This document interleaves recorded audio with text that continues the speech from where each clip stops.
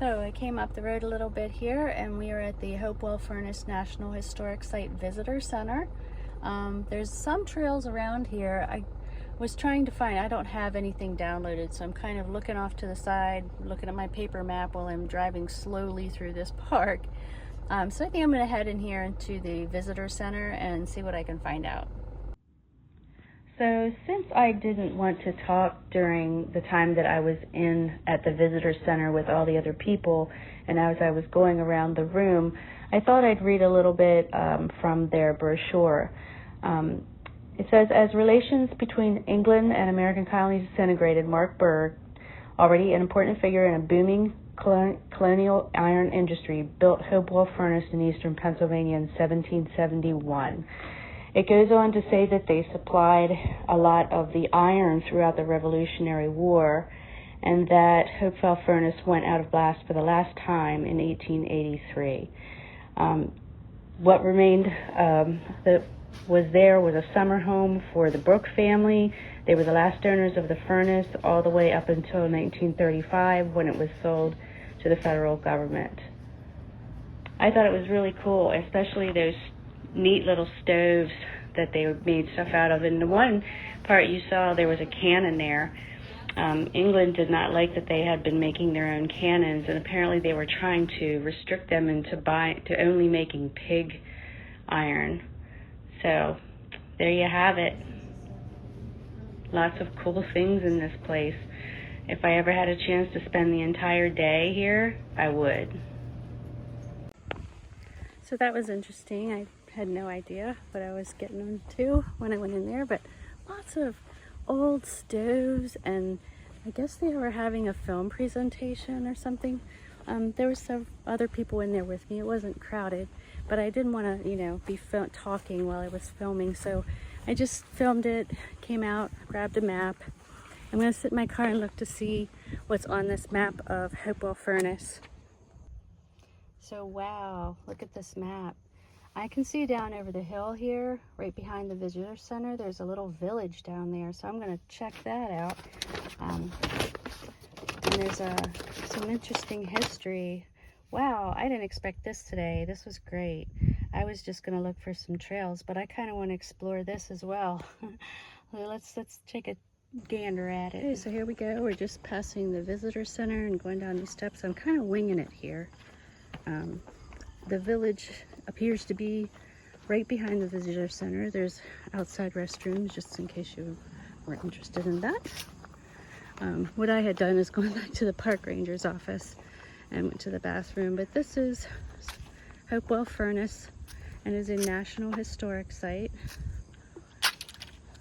I guess there's a little road sign up here that's kind of cute.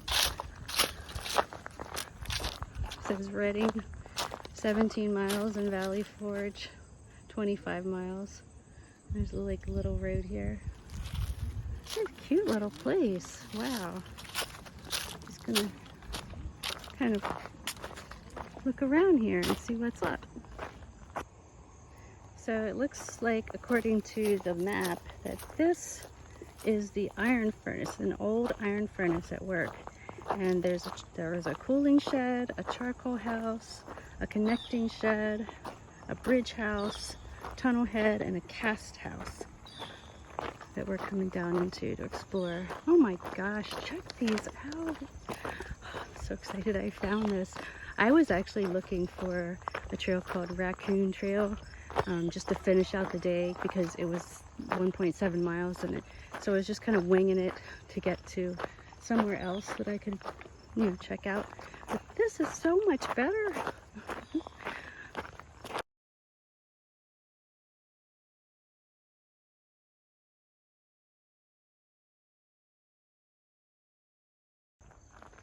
I don't know if you can see it, but there is actual coal in that wagon.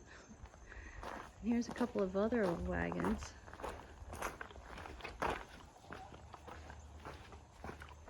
Pretty neat.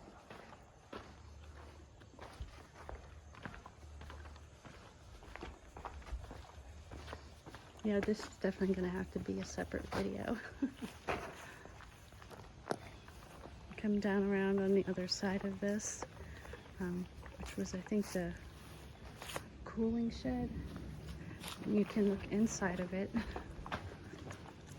Very, very cool.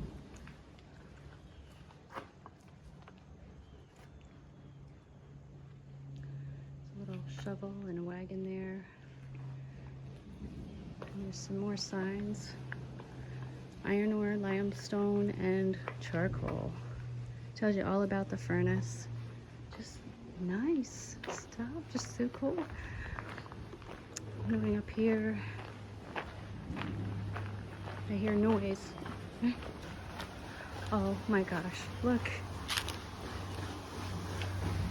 Can you see that? It's a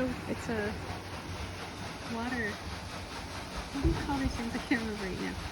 That's how they turn the wheel to make the coal and break it down and forage. There's a whole little thing here. I think we can go down there closer.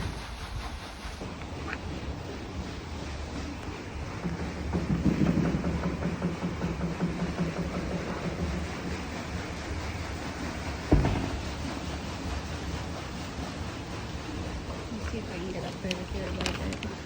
This is so wild. It's a water-powered iron furnace.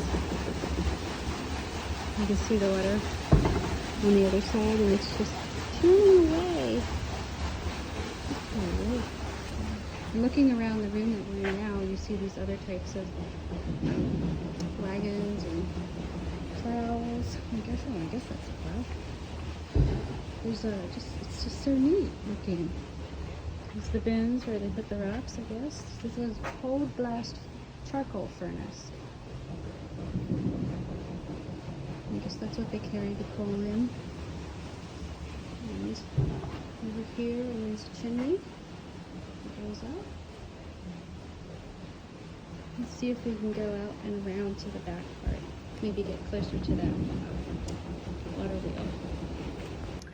This is considered an old village, by the way. So there's some historic houses here. Looks like a church. Look at the nice roofing on this. Just so well preserved. And the stonework, everything on it.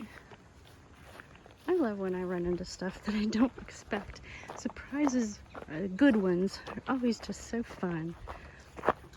So I guess you can go around or down the steps.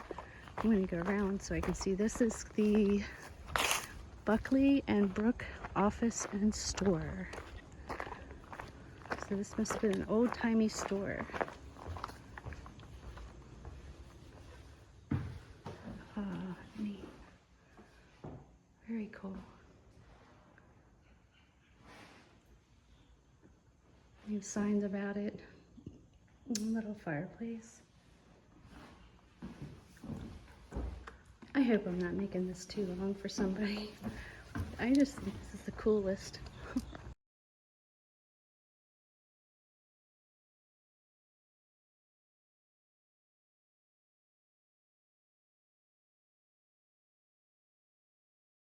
I'm not really sure what house this is, but it says the building is open. So let's check it out. So it says here on the sign that this is the big house. And this was the social and business center of Hopewell Furnace. It's the home of the ironmaster and his family, the office clerk, and a handful of servants and slaves. But check this out. It's got all the old furnishings set up in the room.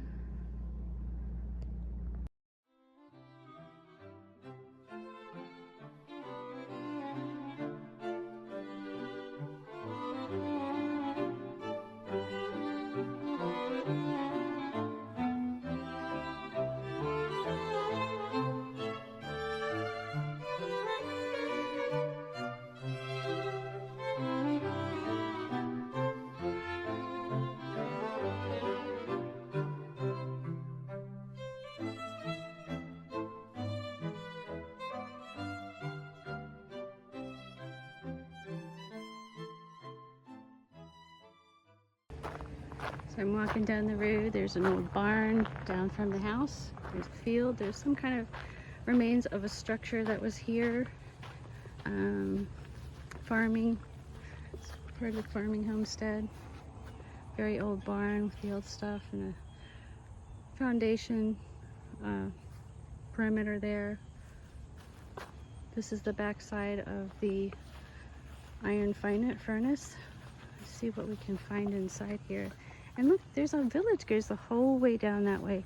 I'm not going to do too much more videoing until I see something really exciting, because I'm going to run into like an hour and a half of video here. Okay, I lied. Look, we're down here by this big wheel, and there's the furnace structure where things were foraged over there. And look, we're at where the power came from is generated by water, and we can go right up to it. Wow, that's so amazing. Wow. Furnace. Just look at this thing. It is huge. Yeah, I was right. It's called a water wheel. I hate it when I call something else. Check it out. That's so awesome.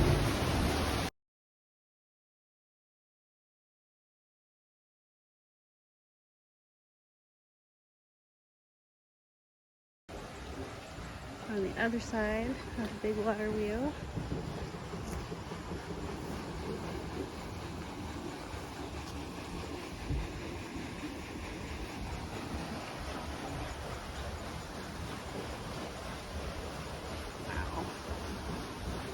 here's what I saw from up above there.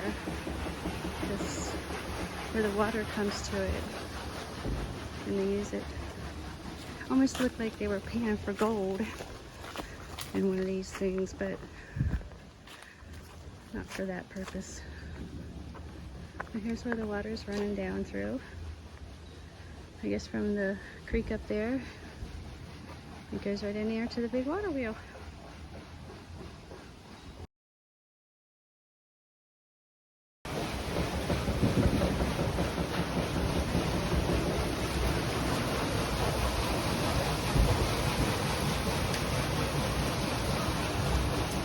This is the blacksmith's house. I'm gonna go down the road. They have them all labeled here on this map.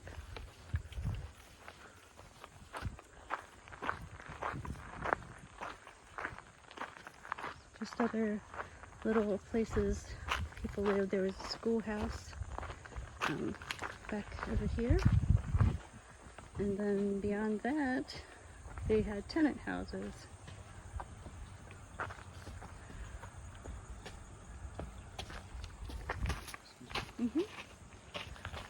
Just a very neat little place.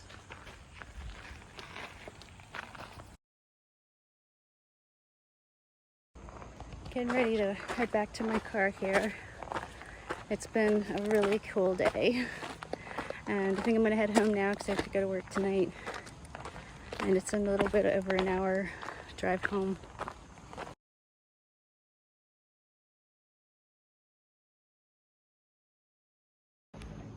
So I noticed on my way back, I was looking at those strange things that look like field hockey sticks. But apparently they have an orchard over here, and you can take one of those, or ask at the desk, and you can pick your own fruit, apples.